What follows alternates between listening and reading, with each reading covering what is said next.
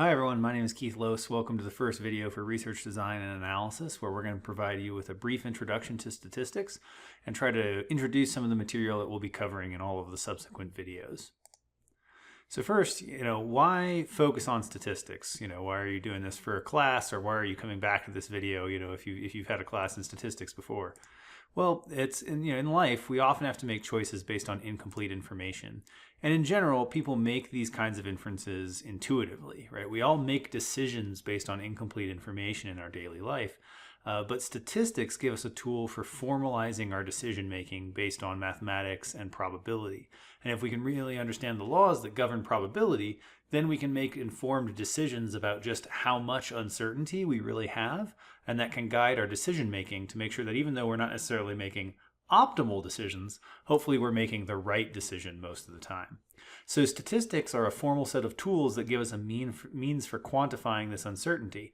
This allows statisticians and scientists to make categorical judgments about events and assign a number basically to just how unsure we are. And if we're very unsure, maybe the course of action isn't clear or different courses of action are equally good. But if uncertainty is low, then we can probably make a very informed decision about what we need to do in a given situation. And that might be, choosing a certain physical activity for our fitness. It might be choosing what treatment pathway to take when we're presented with a diagnosis, right? So there's a lot of different things that can be applied to statistical analysis in order to help us be happier and healthier in our everyday life. And statistics, I think it can come off as a fairly dry subject when approached, maybe from the more pure math side of things. But it's really important to understand that good statistics can literally save lives. And the Salk polio vaccine is an example of this. The polio vaccine was developed through rigorously controlled studies of over 400,000 children. And ultimately, was very important for eradicating what was a debilitating disease across the world. And in order to do that, we have to have a really good grasp of both research design and statistical analysis. And good statistical analysis is what ultimately demonstrated the vaccine's effectiveness, and today polio is almost eradicated, right? So at kind of the highest end of the spectrum, good statistics can actually save lives and improve the human condition. On the other sort of more general or more banal end of the spectrum, right, people will also mislead or simply misuse statistics all around you in your daily life, right? And this might show up as little things. So you might say a headline that says something cuts your cancer risk by half. Well, what was your cancer risk to begin with, right? Because if it's cut from 0.001% to 0.0005%, maybe half isn't so impressive anymore, right? So is it the absolute risk or the relative risk that's important? You'll also see things that say, candidate X has a 4-point lead, but the margin of error, if it's reported at all, right, might be like 5 points. Well, in that case, candidate X doesn't have a lead. They could be anywhere from well ahead to behind, and we just don't have enough information to actually make a decision at that stage. We'll also see that there's like a proven link between power lines and leukemia. Well, first of all, how proven is that link really, right? We'll be giving you the tools to really assess that.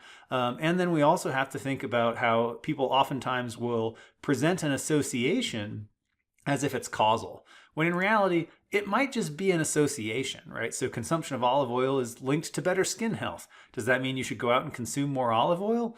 Well, no, not necessarily. There's a lot of confounding factors at work there. For instance, the people who tend to drink more olive oil might also be people who tend to be a little more affluent.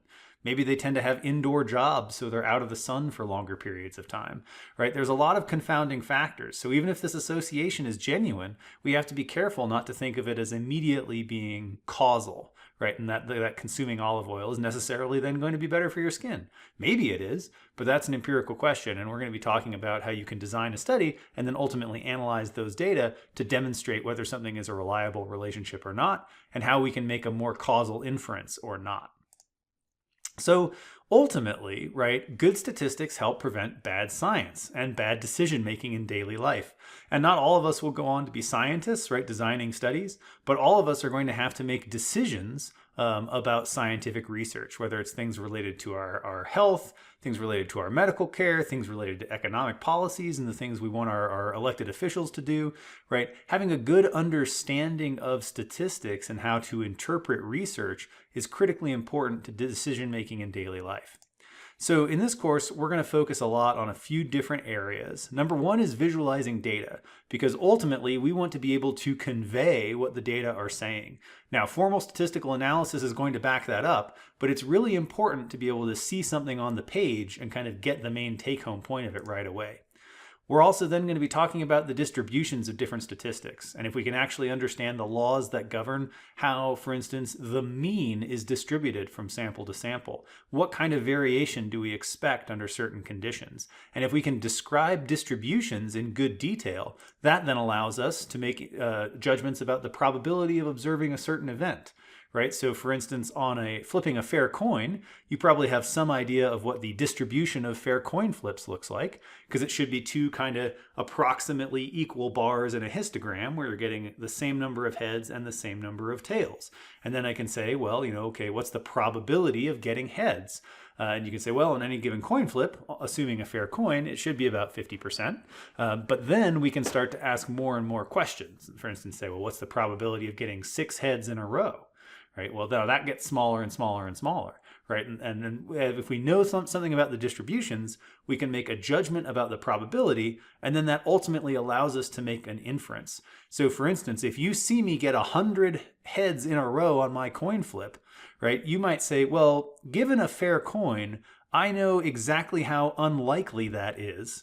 Therefore, I'm going to reject the idea that you have a fair coin, and instead I'm going to assume that you are cheating, right? You didn't get 100 heads in a row by chance.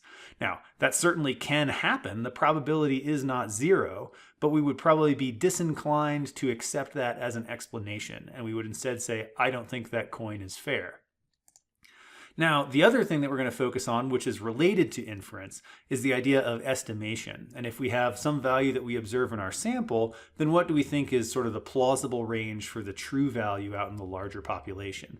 Because ideally, we could say, we could make some assessment of everybody that we're trying to study, and then we wouldn't really have to make this generalization or this inference from the sample back to the population. But in general, we only get to study the sample. We don't get to study the whole population.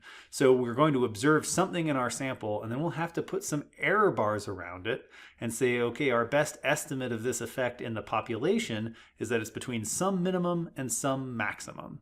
Right? So we might say, oh, well, this blood pressure, medication reduced your blood pressure by however many milligrams of mercury, but that was what we happen to observe in the sample. In terms of the true effect, it might be a little bit smaller than that. It might be a little bit bigger than that. And we're going to go over how to actually generate those kinds of estimates.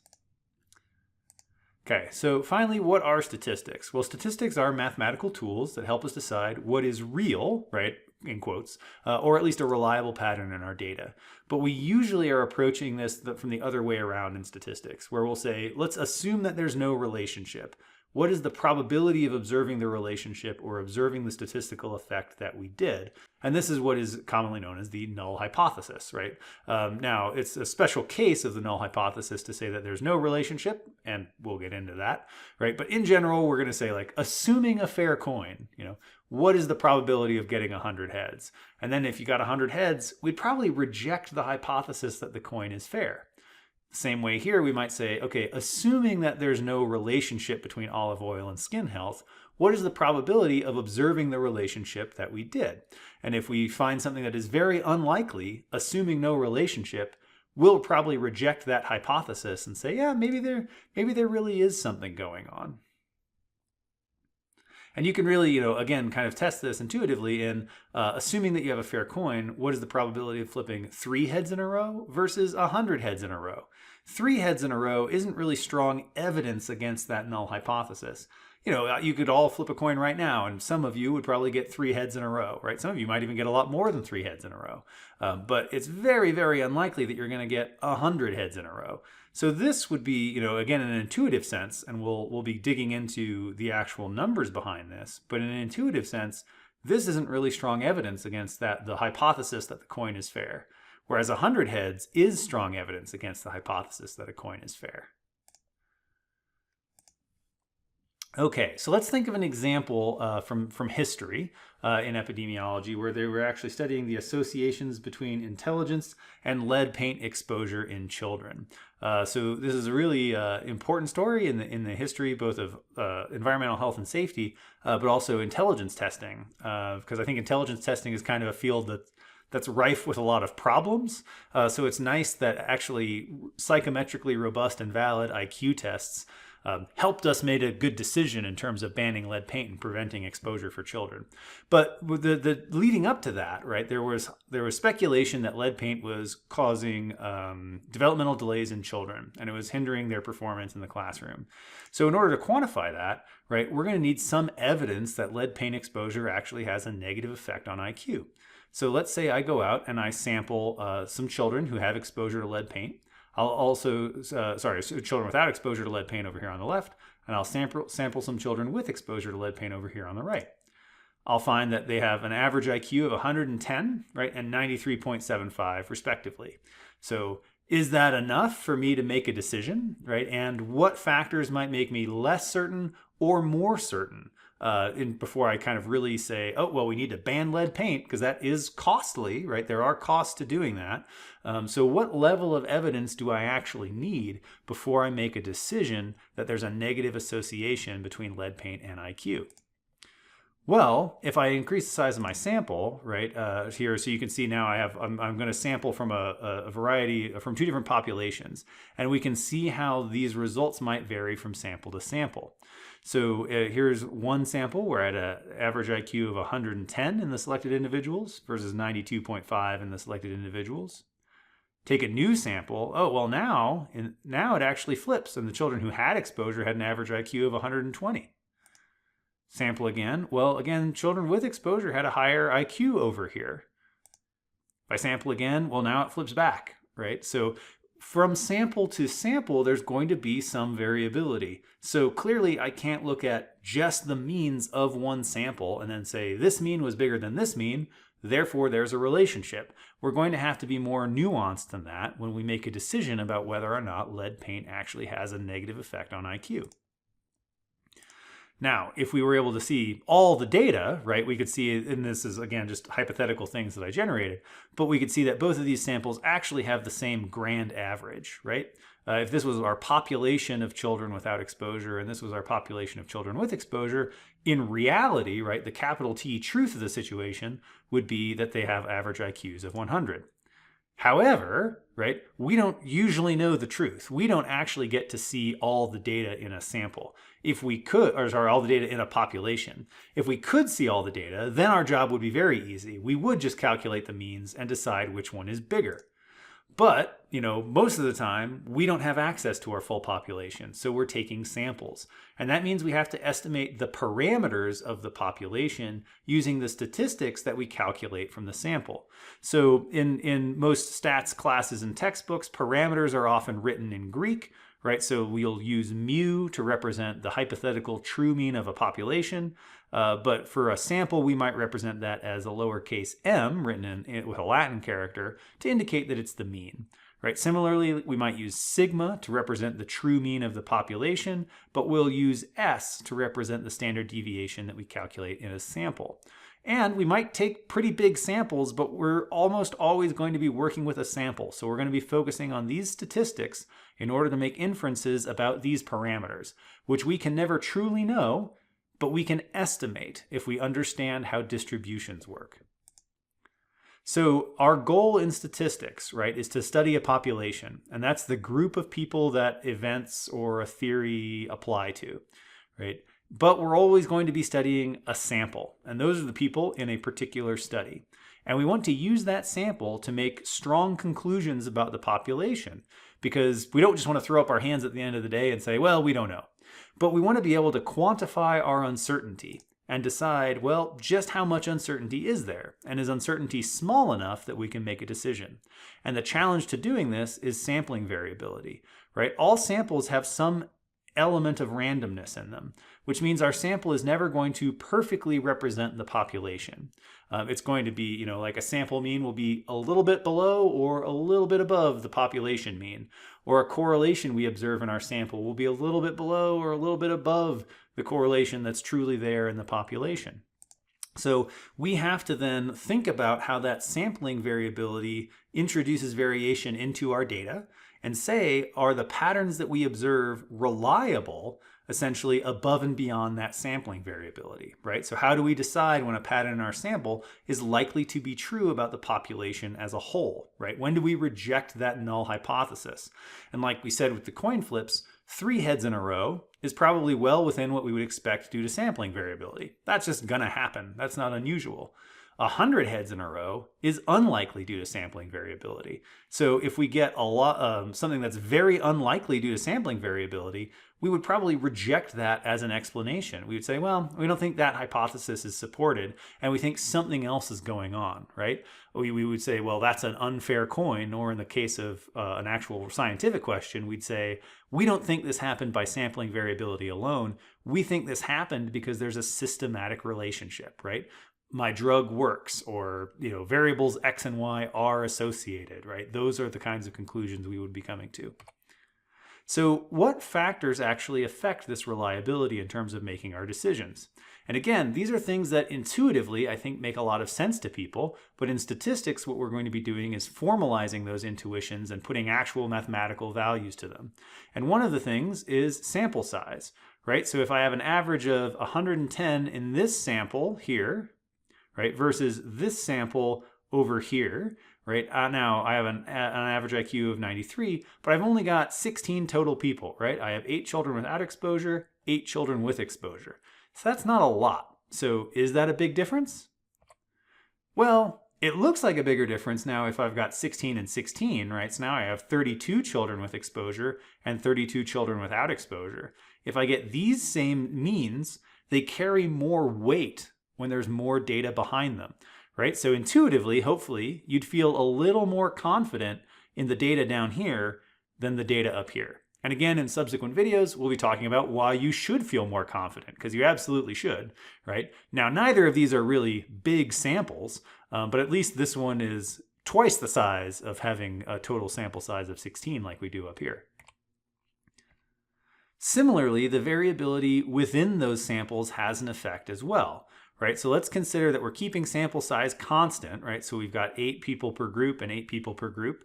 But now up on the top row, we have samples that have a lot of variance, right? So for instance, you can see in our children with exposure, the lowest IQ score is a 45. The highest IQ score is the lowest is a 35. The highest is 151. So interpersonal variability is greater in both the samples up here compared to the samples over here, where we can see that the actual clustering of these data are a lot tighter. So these data tend to cluster around their mean more. These individuals tend to cluster around their mean more. And again, right, kind of intuitively, if individuals are more variable, we would probably want to see a bigger difference between the averages before we decided that something was going on. And those intuitions are, again, correct. Variance has a real effect here. And we can see that more clearly, right, if we kind of take a series of samples. So again, I'm going to randomly sample individuals from a population, and we'll see just how much the average actually changes. So I can take a sample here, then another sample, then another sample, right? And we can now contrast that with a group over here, right? So now let's look at how much these averages bounce around.